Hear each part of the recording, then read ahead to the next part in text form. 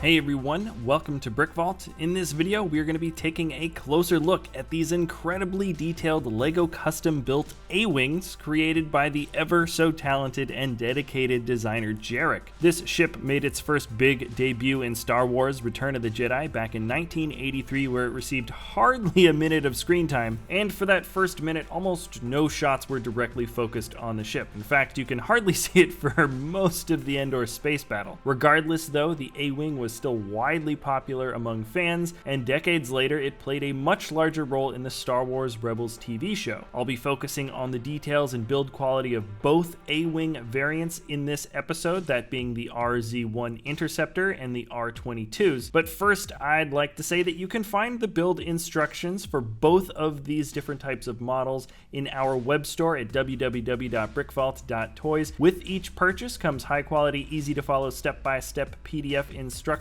and a digital part list that can be uploaded online to instantly order the pieces that you need to build the model. In terms of overall costs, this is one of the cheapest ways to acquire high quality LEGO builds like these, and each purchase really helps support us here at the channel as well as the amazing designers that we work with like Jarek. As you may have noticed, there are a lot of different color variations for the A-Wing model, including some weathered effects also. The part list for all the different kinds of A-Wing colors come with the purchase, and Jarek designed the models in a way that can help you customize the look of your RZ-1 A-Wing just a bit. For example, you can see we have 5 different variations of that model now. There is yellow, blue, red, dark red, and then we also made a dark red version with a weathered body. The way we have the file set up right now means you can get a different color with a weathered body at no extra difficulty for yourself. Also, this is maybe my favorite part about making videos for the minifigure scale Star Wars ships. We've got the comparison shots. The A-Wing, as many of you might know, is the smallest starfighter in the Rebel fleet, so aside from the few speeders, it is smaller than everything that is flashing by the screen right now. Compared to just about all fighters, this thing looks puny, but the scale really starts to hit home when you see it next to some of the larger scalable builds. And here is a squad of X-Wings escorting the Falcon, which is pretty cool, and we also decided to put the R-22s docked around the Ghost if you're a fan of the Rebels show. Okay, right, let's get into taking maybe a bit of a closer look now at each of the models. I'm going to start off with the RZ-1 Interceptors, and right in the beginning, let's take a look at some of those features that you can interact with. This might be my favorite cockpit design yet for any of the Starfighters. In order to get the windscreen to rest flush with the bricks behind it and have no open gap for the hinge with the bricks in front of it, Jarek added a second opposing hinge just underneath that allows the windscreen to rise up away from the bricks in the front before folding completely open to let a pilot in. This makes it so you can add a bit more detail right on the surface of the model, like that black cheese wedge piece would most likely not fit there without it. And there's the added cool factor too of the windscreen being able to transform somewhat out of the body. Physically, it's a strong feature, and it's also kind of fun to just fold back and forth, while when you take a closer look at the interior of the cockpit, it uses an inverted 2x2 round tile as the primary control console, and there are several printed 1x2 tiles to show a bit more dials that surround the pilot. As for the second movable function of the model, the laser cannons on either side of the ship can rotate. The function is delicate in the sense that some little pieces on the model can move around that you might not want to if you just grab the cannons and twist, so I hold the end in place when I do it. It's more of a posing function than maybe a heavy play feature. And as for the last movable part on the ship, we have the landing gear. I really like this function, or more precisely, I really like how this function integrates itself with the underside of the body so seamlessly. We have a plates high gap between the back landing gear on the main body, and the two ski pieces fold out with a good amount of friction to keep them from wobbling. The front foot is also a pretty fun feature because there is a flag piece used to cover the gap, and it's hidden so well this way. When the ship is in the landing position, the legs are nearly perfectly placed at center mass, and the A-Wing puts very little pressure towards the front. And now might be a good time to compare compare Jarrek's A-Wing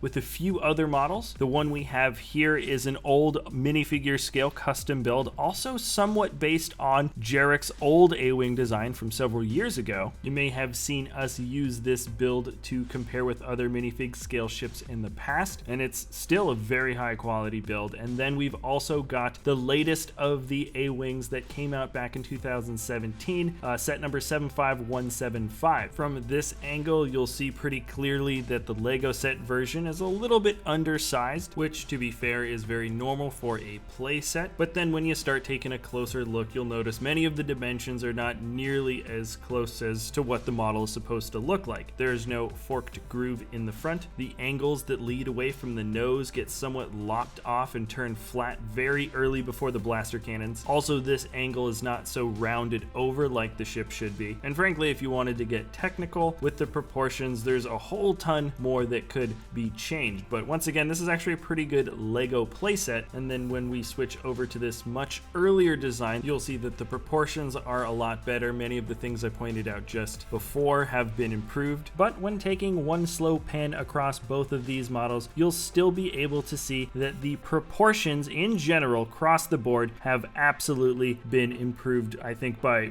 quite a high standard. Some of the angles are a bit more precise, the coloration is a bit more precise, and I'm kind of flashing back and forth between this picture of a high quality render of the most accurate version of an A-Wing from Battlefront 2. The subtlety and precision of this model, I think, is pretty easy to notice. Also, I really like the addition of that groove for those concussion missiles on either side, and the subtle angle for the tilt of the fins on the back has a very fun little connection point with nice panel covering on the top. Okay, so let's jump now into the handling of the model. I always do like showing off how durable or easy it is to move these models around. Often when you have a highly detailed build like this, some things can be a little bit weaker than that of a normal Lego playset. So for what I normally look for in a build like this is ease of handleability, like am I nervous moving things around, and also is it swooshable, because that's always nice too. Generally speaking, this A-Wing is pretty darn solid. There is a little bit, or there's a few little areas that you might want to handle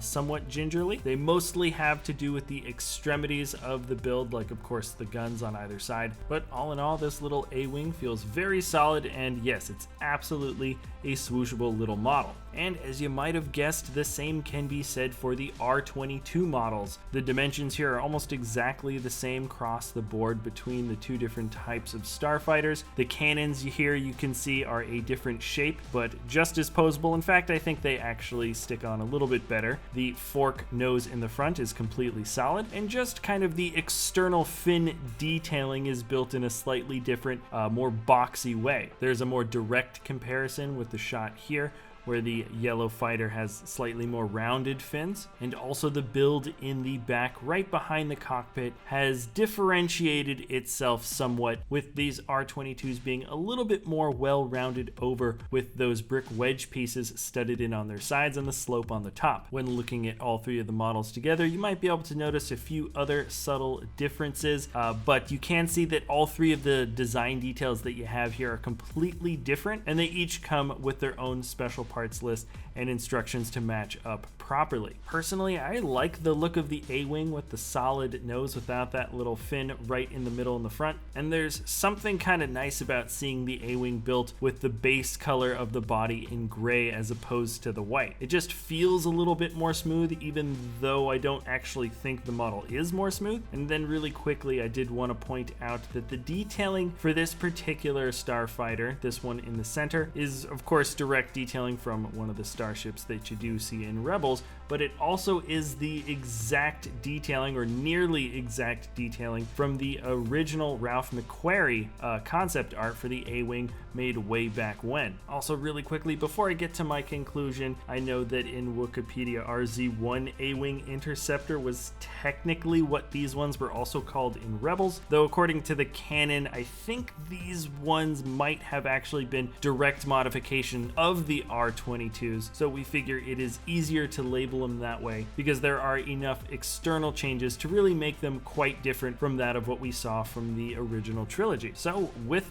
that, we've got all of these different A-Wing starfighters together in one shot. I gotta say, I'm especially pleased with how this model turned out. There are a lot of fun connection points on the inside of this build, especially I just like the way that panel piece sticks out in the back and covers over that slight angle that we get for those tilted in fins. The windscreen cockpit opening function is absolutely awesome, and I'm so happy that Jarek focused on all the different types of A-Wings you can get. The R-22s have slight different build details depending on how you're putting them together or which ones you decide to choose to build, while the RZ-1 A-Wings have just a lot of different fun color combinations. Remember guys, if you are interested in picking up the instructions for yourself, you can check out our web store. That's www.brickvault.toys. And if you've stuck around this long in the video, thank you so much for watching. If you enjoy our content, you can always like or subscribe. Please comment below on what type of build you'd like to see us do next. And thanks again for watching. We'll see you next time at BrickVault.